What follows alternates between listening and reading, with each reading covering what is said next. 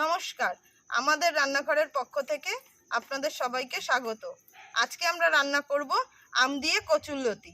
আজকে আমাদের আম দিয়ে কচুরলতি করার জন্য আমরা নিয়ে নিচ্ছি এখানে কচুরলতি 500 গ্রাম, আম, চিংড়ি মাছ, কাঁচা লঙ্কা, হলুদ, নুন, কালো সর্ষে, চিনি, সর্ষের তেল। এই যে আমি উনুন ধরে গেছে, আমি জলটা দিয়ে দিলাম। এবারে আমি আমটা সেদ্ধ করব আগে।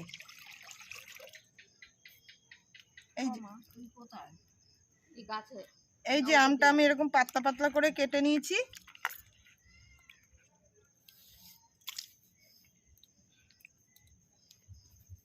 এই যে আমি জলে হালকা করে একটু নুন দিয়ে দিলাম। এই যে আমি ঢাকনাটা দিয়ে দিই, তাহলে আমটা তাড়াতাড়ি সেদ্ধ দেবা। এই যে আমটা আমার সেদ্ধ হয়ে গেছে, এবার আমি ঢেলে নেব। আমটা বেশি সেদ্ধ করব না।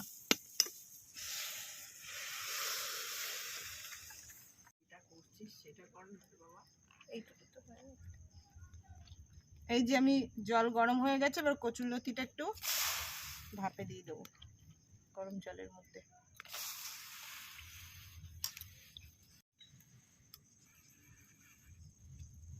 কচুরলতির মধ্যে 1/2 চামচি মতো নুন দিয়ে দিলাম।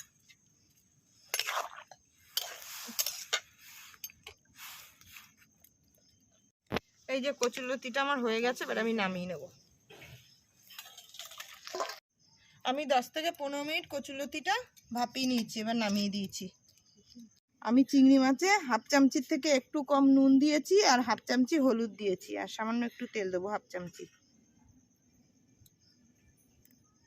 দিয়ে এবার আমি মাখিয়ে নেব।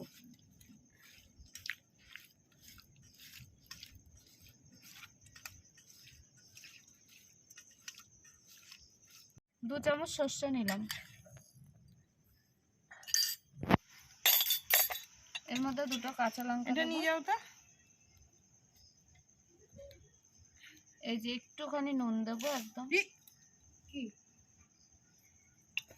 আর আমি অল্প একটু হলুদ দেবো। ও আম জল ছিল।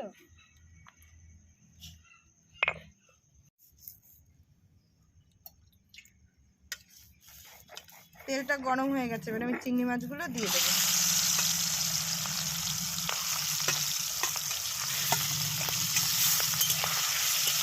চিংড়ি মাছ বেশিক্ষণ ভাজবো না, আমি 1 থেকে 1.5 মিনিট মতন ভেজে তুলে নেব। দিয়ে দেবো না একটু। এই যে আমার সর্ষে বাটাটা হয়ে গেছে। এই যে চিংড়িটা হয়ে গেছে, এবার আমি তুলে নেবো চিংড়িটা। এই যে কচুরলতিটা আমি জল ঝরিয়ে নিয়েছি, এবার আমি কড়াইতে দিয়ে দেবো।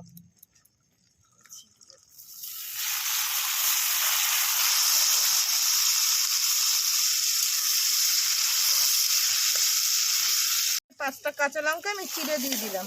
2টো লঙ্কা তো আমাদের বেটে দেওয়াই হয়ে গেছে সর্ষের মধ্যে, আর এই 5টা লঙ্কা চিড়ে দিলাম।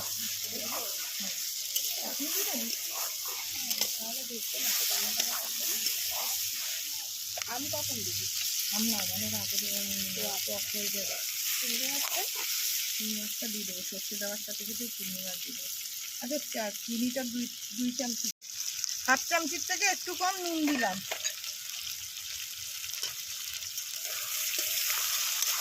1/2 চামচি হলুদ দিলাম।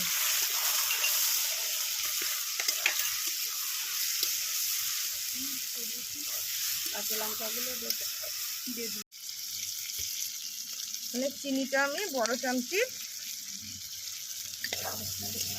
2 চামচি দিলাম।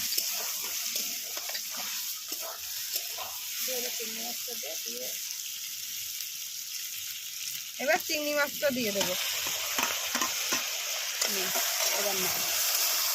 এবার সর্ষে বাটাটা আমি দিয়ে দেবো এর মধ্যে। বাটিটা দিয়ে একটু জল আমি বাটবো।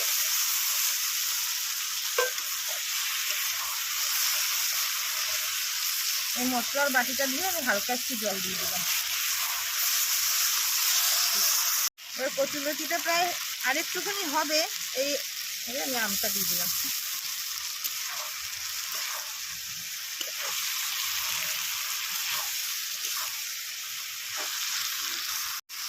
এই কচুরলতিটাই আমি চিংড়ি মাছ দিয়েছি, আপনারা চাইলে চিংড়ি ছাড়া খালি আম দিয়ে কচুরলতি দিয়েও করে নিতে পারেন নিরামিষ। আম দিয়ে কিন্তু আপনারা কচুরলতিটা বেশিক্ষণ নাড়াবেন না, যে আমার কিন্তু কচুরলতি হয়ে গেছে, এবার আমি নামিয়ে দেবো, একদম মাখা মাখা হবে।